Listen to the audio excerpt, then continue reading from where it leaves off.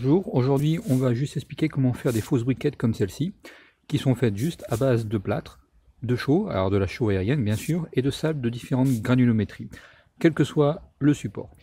Alors bien sûr, si vous avez un support à base de plâtre et chaud, déjà vous pouvez directement mettre la plâtre et chaud dessus, mais souvent vous allez tomber sur du placo ou des choses comme ça, ou des choses très lisses et avec très peu d'accroche.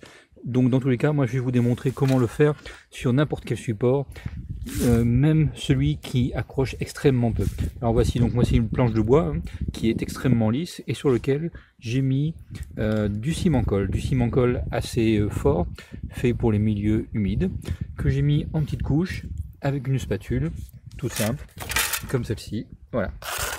Vous attendez 24 heures que ça sèche. Le but, ça va être d'économiser du temps au niveau de sa fabrication. Donc on va mettre une première couche de plâtre très chaud sur notre première couche d'accroche qui a été faite à base de ciment-colle.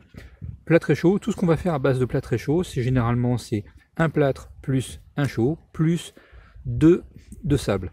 Ici nous avons un sable assez épais pour la première couche. Je l'applique. Alors voici, la première couche d'accroche a été posée. Elle est extrêmement fine, elle vient juste à fleur d'écran qu'on avait fait. Le but est d'obtenir un enduit le plus fin possible. Voilà, là il doit y avoir à peine en tout peut-être 2 mm. Voilà, première couche, on la laisse prendre quelques temps, que sa surface devienne sèche. Une fois qu'il a commencé à bien tirer et que la surface est à peu près sèche, ça peut aller vite si c'est comme c'est du plâtre très chaud, on prépare une autre petite potion, pareil, de sable, un chaud et un plâtre, avec du sable beaucoup plus fin, qu'on va mettre en fine épaisseur ici, selon l'épaisseur de la briquette que vous voulez avoir, on va dire 1 à 2 mm. Voilà. Quand il commence à peine à être sec, vous pouvez le stuquer, lui donner des effets de matière comme vous voulez.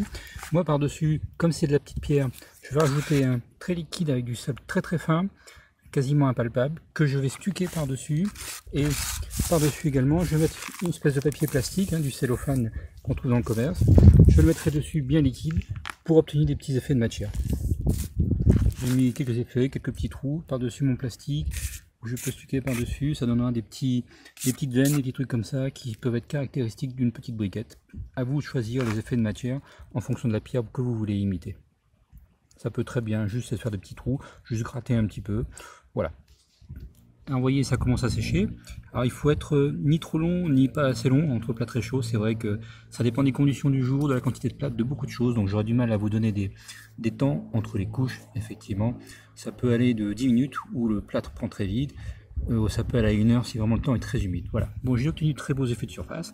Maintenant, je vais tracer mes petites briquettes. J'ai mon gabarit ici et je vais le tracer en incisant à l'intérieur de cet enduit. Alors pas trop, juste suffisamment de l'épaisseur du joint pour revenir à l'enduit qui était juste en dessous qu'on avait fait en première couche. Voilà, une fois que vous avez entaillé donc à la format de vos briquettes, ça peut être n'importe quelle forme, je les ai fait superposer en quinconce, vous prenez un tournevis et pendant que c'est encore sec, vous grattez à l'endroit où vous avez fait les découpes, de manière à faire partir une partie d'enduit qui fera le trou pour les joints. En théorie, ça suit la découpe et vous devez arriver à l'enduit qui est sous-jacent. Voici donc l'enduit que j'ai gratté. Ça va très facilement et très vite si vous avez effectivement un tournevis de la bonne taille qui permet au fur et à mesure, plaf, de faire simplement sauter l'enduit en creusant. Donc c'est très rapide. Je fais ça en même pas 3 minutes, vous voyez. Et vous avez votre résultat. Par contre, il faut laisser bien sécher au moins 24 heures avant de passer la couleur. Alors on aurait pu teinter à la fresque également puisque c'est du chaud et plâtre. Bon, là je ne l'ai pas fait pour des raisons techniques, pratiques. Je le ferai après avec une autre peinture sans aucun problème. Et là après c'est tout simplement être coloriste, c'est-à-dire se rapprocher au plus près de la brique que vous voulez imiter. Et au final vous devriez avoir quelque chose dans ce style.